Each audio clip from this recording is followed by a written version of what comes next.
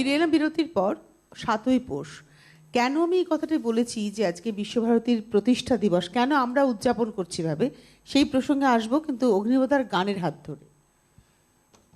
জ্যোতিরিন্দ্রনাথ ঠাকুর বলতে গেলে তো অনেক কিছু বলা হয়, এবং রবীন্দ্রনাথের জীবনের একটা বিশাল দিক জ্যোতিরিন্দ্রনাথ ঠাকুর। এবং এই যে কম্পোজিশনটা আমি শোনাচ্ছি, যদিও বলা হচ্ছে এর মধ্যে একটু মাদ্রাসি সুরের ভাব রয়েছে, কিন্তু একটা ওয়েস্টার্ন প্যাটার্ন, একটা টোটাল সিম্ফনিক প্যাটার্ন একটা গানের মধ্যে কীভাবে তাল চেঞ্জের মধ্যে, লয় চেঞ্জের মধ্যে দিয়ে আসতে পারে, সাংঘাতিক একটা গান।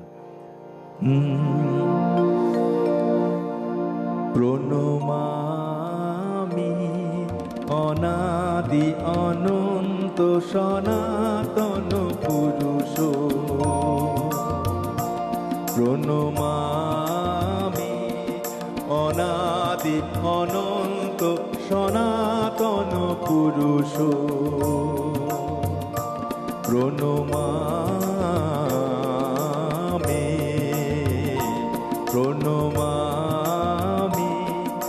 অনাদি অনন্ত সনাতন পুরুষ, নিখিল জগৎপতি পরম গতি, নিখিল জগৎপতি পরম গতি, মহান ভগত জীবন ধন, প্রণমামি অনাদি অনন্ত সনাতন পুরুষ, ভূমা প্রভু পরম ব্রহ্ম পরমায়ন, ভূমা প্রভু পরম ব্রহ্ম পরমায়ন, কারণ শরণাগত বৎসল পূর্ণ সত্য সকল দুঃখ বারণ, প্রণমামি অনাদি অনন্ত সনাতন পুরুষ, ভব জলধি তরুণ শরণ অতি পবিত্র, শুভ নিধান অজয় অভয় অবিনাশী, ভব জলধি তরুণ শরণ অতি পবিত্র, শুভ নিধান অজর অভয় অবিনাশী, সুর নর বন্দন জগচিত চন্দন, ভব ভয় ভঞ্জন ভিতর কৃপা, সুর নর বন্দন জগচিত রঞ্জন, ভব ভয় ভঞ্জন ভিতর কৃপা, দীননাথ করুণাময় সুন্দর, দীননাথ করুণাময় সুন্দর, প্রেম সিন্ধু মধুময় নাই উপমা,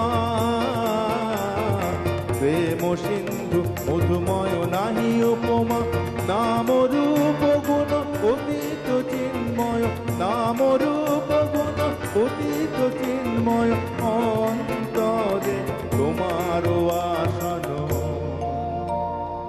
প্রণমামি অনাদি অনন্ত সনাতন পুরুষ,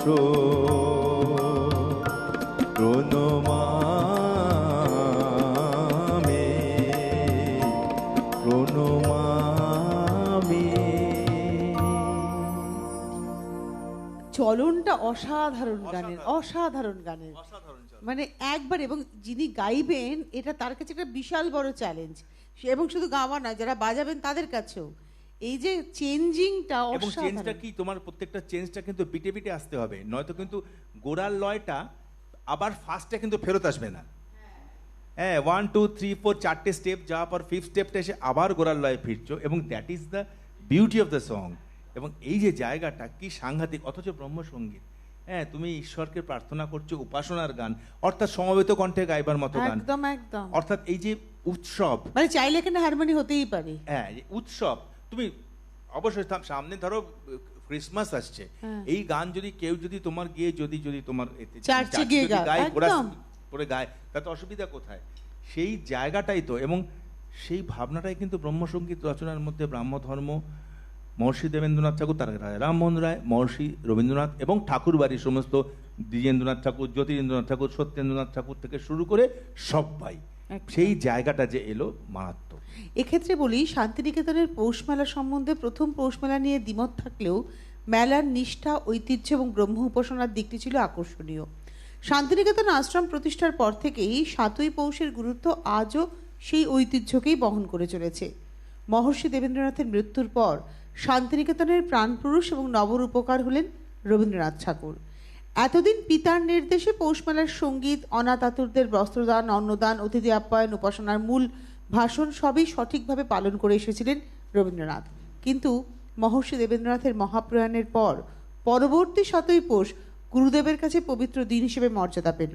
তিনি স্বীকার করতেন যে বীজ থেকে এই আশ্রম বনস্পতি জন্মলাভ করেছে সে হচ্ছে সেই দীক্ষা গ্রহণের বীজ। সেখান থেকেই আগামী দিনে ফুলে ফলে ভরে উঠবে। ৭ই পৌষ সকালে আশ্রমের উপাসনা ছিল এক পবিত্র সূচনা। শান্তিদেব ঘোষ এই পবিত্র উপাসনার মূল্যায়ন করেছেন এভাবে: অতি প্রত্যুষে বয়স্ক ছাত্রদল বৈতালিককে গান করতেন শালবিথি ধরে। অল্প বয়স্ক ছাত্ররা এতে যোগ দিত না, কিন্তু মনে পড়ে আমি যখন ৫-৬ বছরের বালক ছিলুম তখন ঘুমের মধ্যে ওই গান কানে আসা মাত্রই ঘুম ভেঙে যেত। শীতের সেই ঠান্ডার মধ্যে কোনো ক্রমে একটা কাঁথা বা শালমুড়ি দিয়ে আধো অন্ধকারের মধ্যে ছুটে বাইরে এসে বড়দের সঙ্গে গান ধরতুম। অর্থাৎ শান্তিদেব ঘোষের এটা স্মৃতিচারণে রয়েছে। ওই যে আমরা বলেছি বিশ্বভারতীর প্রতিষ্ঠা দিবস ৭ই পৌষ ১৮৪৩ মহর্ষি দেবেন্দ্রনাথ দীক্ষা গ্রহণ করলেন। সেই দিনটাকে রবীন্দ্রনাথ আজীবনকাল পালন করলেন এবং পরবর্তী পর্যায়ে তার যে বসুধৈব কুটুম্বকমকে মাথায় রেখে বিশ্বভারতীর পত্তন, সেটা কিন্তু ৭ই পৌষে কোথাও যেন অলিখিতভাবে এই বীজটা পোতা হয়ে গিয়েছে বা পত্তন হয়েছিল। আমরা চলে যাই এবার গানে। একদম। টেলিফোনে একজন বন্ধু আছেন, অভিজ্ঞতা। নমস্কার, কে রয়েছেন? সুপ্রভাত। হ্যালো হ্যালো, কে বলছেন? নমস্কার তমশ্রী, নমস্কার। আমি এই ঝাঁকুড়িয়া হালতু থেকে জয়ন্ত চক্রবর্তী বলছি। আচ্ছা বলুন। জয়ন্ত চক্রবর্তী। হ্যাঁ জয়ন্তবাবু বলুন। জয়ন্ত চক্রবর্তী হালতু থেকে বলছেন, বলুন। হ্যাঁ, অগ্নিপদার গান খুবই ভালো লাগছে। আমরা তো ভক্ত অগ্নিপদার, এবং অগ্নিপদার সঙ্গে একটু কথা বলবো। হ্যাঁ বলুন। অগ্নিপদার সঙ্গে একটু কথা বলবো। হ্যাঁ বলুন। নমস্কার অগ্নিপদা। হ্যাঁ নমস্কার। আমি জয়ন্ত চক্রবর্তী, সে অরিন্দম কাকুর রত্না কাকিমার খুব ভক্ত তো। আচ্ছা আচ্ছা। উজ্জীবন যে আমাদের, খুব ভালো লাগছে। অরিন্দম কাকুর কথা খুব মনে পড়ছে আমার। আচ্ছা আচ্ছা, ভালো থাকবেন। হ্যাঁ ধন্যবাদ ফোন করার জন্য। আমরা একটু গানেই যাব।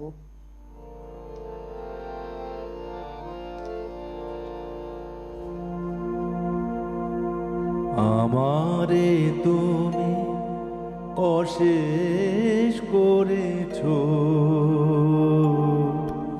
এমনি লীলা তব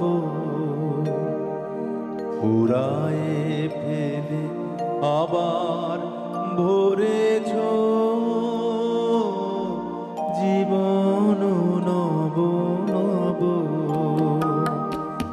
আমারে তুমি অশেষ করেছো, এমনি লীলা তব ফুরায়ে ফেলে আবার ভরেছো জীবন নব নব। আমারে তুমি অশেষ করেছো, এমনি লীলা তব।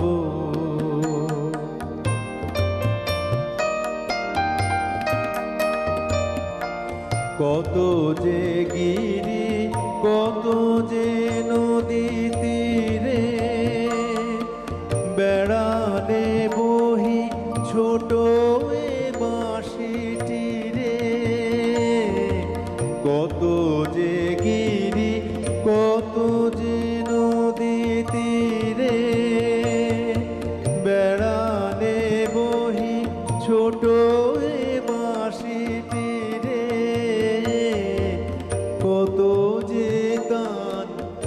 বাজালে ফিরে ফিরে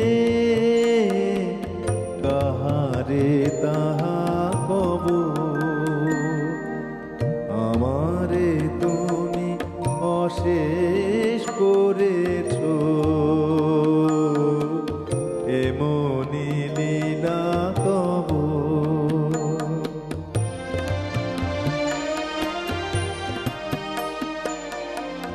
তোমারি ওই অমৃত পরশে আমার হিয়া খানি হারালো সীমা বিপুল হরষে উথলি উঠে বাণী তোমারি ওই অমৃত পরশে আমার হিয়া খানি হারালো সীমা বিপুল হরষে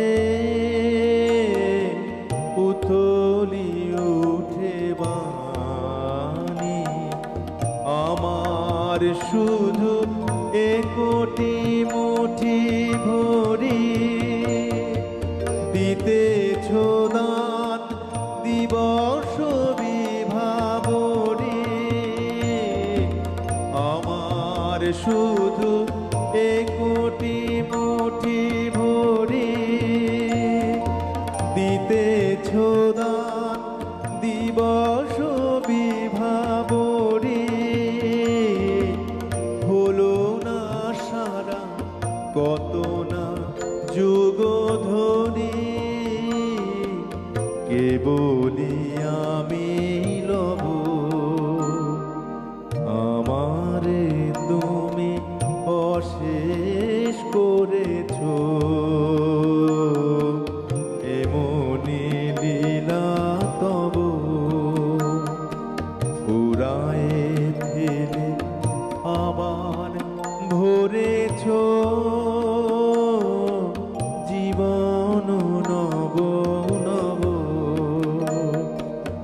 আমারে তুমি অশেষ করেছ এমনি লীলা তব এই যে পৌষ মেলা নিয়ে আমরা কথা বলছি, রবীন্দ্রনাথের জীবদ্দশায় কোনো এক সময় এই দরিদ্রদের অন্নদান বস্ত্রদান বন্ধ হয়ে যায়। হয়তো জমিদার বাড়ির রাজকোষে আর্থিক অনটনের জন্য কিছুটা ব্যয় সংকোচ। তবে গুরুদেবের শেষ জীবনে বিশ্বভারতীর মেলা বর্ণনায় পাই চরম আর্থিক সংকটের মধ্যেও গ্রামের মানুষ আনন্দ উপভোগ করার জন্য মেলায় তাদের ভিড়। হাজার হাজার গ্রামবাসী গত বছরের মতো কেনাকাটা করছে, যাত্রা, বাউল গান, নাগরদোলা অংশ নিয়েছে। অসুস্থ শরীর নিয়ে রবীন্দ্রনাথ মেলা তদারকি করছেন, উপস্থিত অতিথিদের আপ্যায়ন করছেন। অন্ন বস্ত্রের লোভে নয়, নির্মল আনন্দ পেতে গ্রাম্য মানুষেরা মেলায় অংশ নিত। কবিগুরু শেষ জীবনেও দেখে গেছেন। শান্তিনিকেতনের পৌষ মেলার আনন্দহীন বছর প্রাণহীন উৎসব দেখা গেল 1941-এ কবিগুরু মারা যাওয়ার পর। সঙ্গে চলছে দ্বিতীয় মহাযুদ্ধ বা বিশ্বযুদ্ধ। এই 42-এর ভারত ছাড়ো, দুর্ভিক্ষ, হিন্দু মুসলমান দাঙ্গা, এই সব কিছু নিয়েই মেলা ছিল নিষ্প্রাণ। 1943-এ মহর্ষির দীক্ষা শতবর্ষ পালিত হলো, উৎসব বড় করে হলেও মেলা কিন্তু বসলো না। বলা যায় 1947-এর আগে পর্যন্ত আর মেলা সেভাবে না বসলেও দেশের স্বাধীনতা পাওয়ার পর স্বাধীন ভারতে শান্তিনিকেতনের পৌষ মেলা বসলো আবার নতুন রূপে, নতুন সাজে। আমার মনে হয় আমরা তো আবার প্রায় 200 বছরের কাছাকাছি যাচ্ছি। এই তো আমরা 2022 সালে আছি, 2043 হতে আর মাত্র 21টা বছর। তো তারপরে হয়তো 200 বছরের উদযাপন আমরা হয়তো মহাসমারোহে করতে পারবো, আশা রাখা যায়। তো অগ্নিপথে আর 2টো গান আমরা শুনতে পারবো হিসেব মতো, শেষের দিকে পৌঁছে গেছি। তো একটি কি ব্রহ্মসঙ্গীত হবে না দুটোই রবীন্দ্রনাথ ঠাকুরের গান হবে? শেষ হয় মহর্ষির গান। একদম। অমল কমল সহজে জলের কোলে আনন্দে রহে ফুটিয়া, অমল কমল সহজে জলের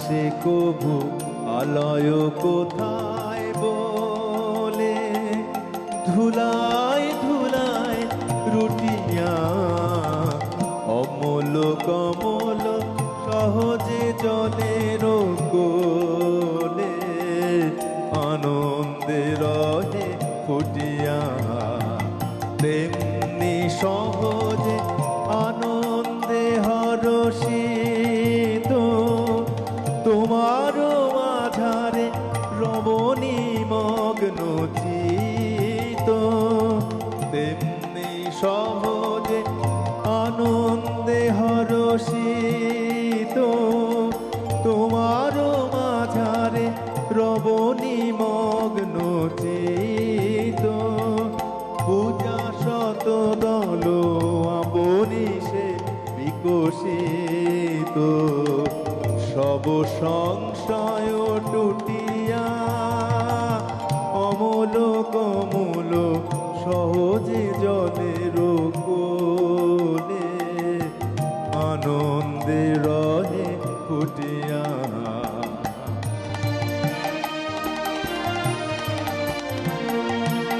কোথা আছো তুমি পথ না খুঁজিব কভু শুধাব না কোন পথিকে তোমারে মাঝারে ভ্রমিব ফিরিব প্রভু যখন ফিরিব যেদিকে কোথা আছো তুমি পথ না খুঁজিব কভু শুধাব না কোন পথিকে তোমারি মাঝারে ভ্রমিব ফিরিব প্রভু যখন ফিরিব যেদিকে চলিব যখন তোমার আকাশকে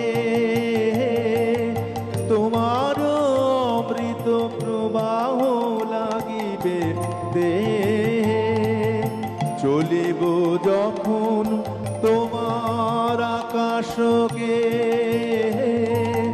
তোমার অমৃত প্রবাহ লাগিবে দেহে তোমার পবন সখার মতন স্নেহে বক্ষে আসিবে ছুটিয়া অমল কমল সহজে জলের কোলে আনন্দে রহে ফুটিয়া ফিরে না সে কভু আলয় কোথায় বলে ধুলায় ধুলায় লুটিয়া অমল কমল সহজে জলের কোলে আনন্দে রহে ফুটিয়া আমাদের হাতে আজকে আর সময় নেই, কিন্তু আমি একটু অনুরোধ রাখি যে ছোট্ট করে কি মহর্ষির গানটা আমরা শুনে নিতে পারবো? আমি একটু পিসিআর এর কাছে জানতে চাইছিলাম ছোট্ট করে 2 লাইন যদি শুনতে পারি, কারণ মহর্ষির কথা হচ্ছে আজকে তারই দীক্ষা দীক্ষা দিবস। ছোট্ট করে শুনে নিই। আর অনেক ধন্যবাদ অগ্নিপতাকে, এবং ধন্যবাদ আমি সকলকে জানিয়ে শেষ গানে যাচ্ছি। এটা এমন একটা মন্ত্রগান, গাইতে গেলে থামা যায় না।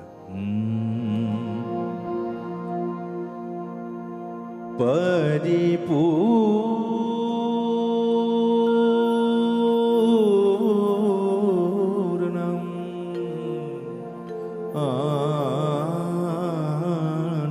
আনন্দম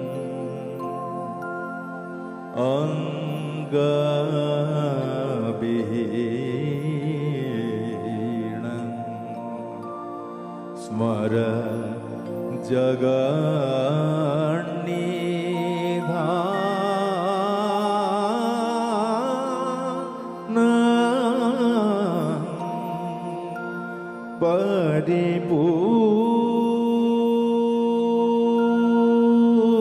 পরিপূর্ণম আনন্দম শ্রোত্রস্য শ্রোত্রস্য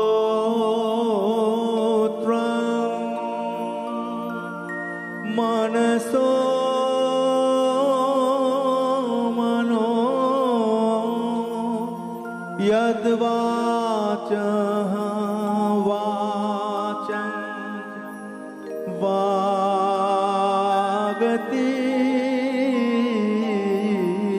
त्वं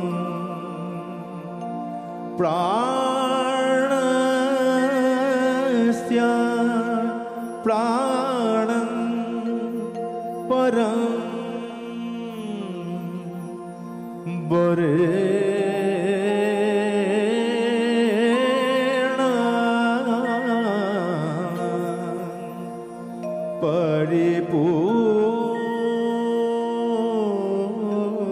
परिपूर्णम्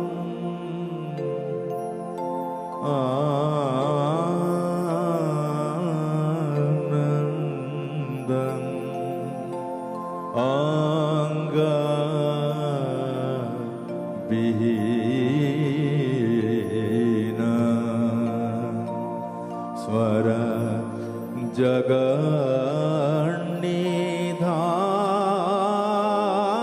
जगन्निधान